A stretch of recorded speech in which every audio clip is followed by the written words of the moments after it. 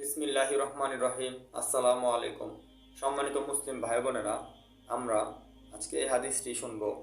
সহিহ Bukhari Islamic foundation 2998 ইবনু মুকাত্তিল রহিমাহুল্লাহ আবু তালহা রাদিয়াল্লাহু তাআলা আনহু থেকে বর্ণিত।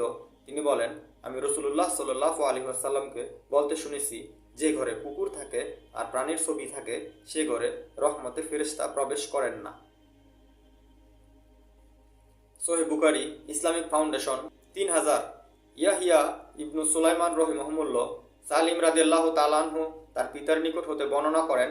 তিনি বলেন, জিবরাইল আলাইহিস সালাম নবী সাল্লাল্লাহু আলাইহি ওয়াসাল্লামকে সাক্ষাতে ওয়াদা দিয়েছিলেন, কিন্তু তিনি সময় মতো আসেননি। নবী সাল্লাল্লাহু আলাইহি ওয়াসাল্লাম এর কারণ জিজ্ঞাসা করলেন। তিনি বললেন, আমরা ওই ঘরে প্রবেশ করি না যে ঘরে ছবি এবং কুকুর থাকে। সহিহ বুখারী ইসলামিক ফাউন্ডেশন 3115 ইব্রাহিম ইবনু মুসা রহিমাহুল্লাহ ইবনু আব্বাস রাদিয়াল্লাহু তাআলা আনহু থেকে বর্ণিত, নবী সাল্লাল্লাহু আলাইহি ওয়াসাল্লাম যখন কাবা ঘরে ছবিসমূহ দেখতে পেলেন, তখন যে পর্যন্ত তার নির্দেশে তা মিটিয়ে ফেলা না হলো সে পর্যন্ত তিনি তাতে প্রবেশ করলেন না।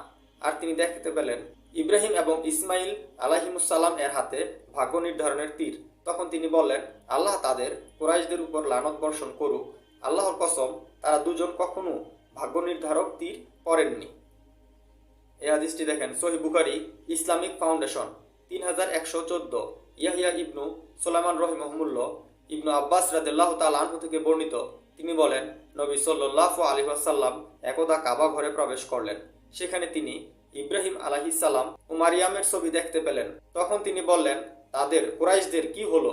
অথচ তারা তো শুনতে পেয়েছে যে ঘরে প্রাণীর ছবি থাকবে সে ঘরে রহমতের ফেরেশতাগণ প্রবেশ করেন না। এ যে ইব্রাহিমের ছবি বানানো হয়েছে, ভাগ্য নির্ধারক জুয়ার তীর নিক্ষেপরত অবস্থায় তিনি কেন ভাগ্য নির্ধারক তীর নিক্ষেপ করবেন? এই হাদিসটি দেখেন সহিহ বুখারী ইসলামিক ফাউন্ডেশন 3594 মুহাম্মদ ইবনু মুসান্নাহ রহিমাহুল্লাহ আয়েশা রাদিয়াল্লাহু তাআলা আনহু থেকে বর্ণিত। তিনি বলেন, একদিন উম্মে হাবিবা ও উম্মে সালামা রাদিয়াল্লাহু তাআলা আনহু তার সাথে আলোচনা করলো যে তারা হাবশায় ইথিওপিয়া খ্রিস্টানদের একটি গির্জা দেখে এসেছেন। সেই গির্জায় নানান রকমের চিত্র অঙ্কিত রয়েছে।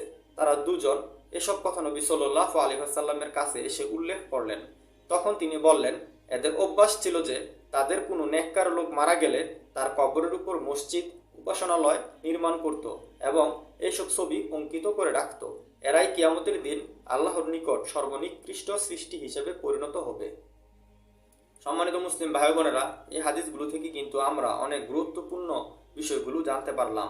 এমনকি আপনারা এখানে দেখেন যে নবীজি সাল্লাল্লাহু আলাইহি সাল্লামের যুগে কাবা ঘরের মধ্যে কিন্তু কাফেররা মানে কুরাইশদের যে সকল ব্যক্তিরা ছিল, তারা কিন্তু বিভিন্ন ছবি মূর্তি রাখছিল। এমনকি নবী ইব্রাহিম আলাইহিস সালামেরও ছবি রাখছিল, যে উনি নাকি ভাগ্য তীর নিক্ষেপ করতেছে এরকমটি দেখায়। এমনকি ওই কাবাঘরের মধ্যে যতক্ষণ এই ছবি ছিল নবীজি সাল্লাল্লাহু আলাইহি সাল্লাম কিন্তু তাতে প্রবেশ করেননি, যতক্ষণ না এগুলো সব ধ্বংস করা হয়েছিল।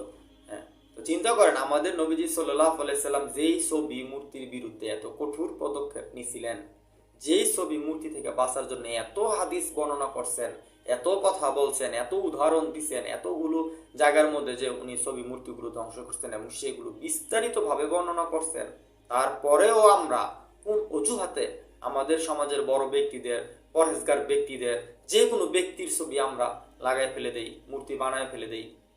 আমরা কিভাবে এই সকল কাজ করি? অথচ আমরা নিজেদেরকে মুসলমান দাবি করি।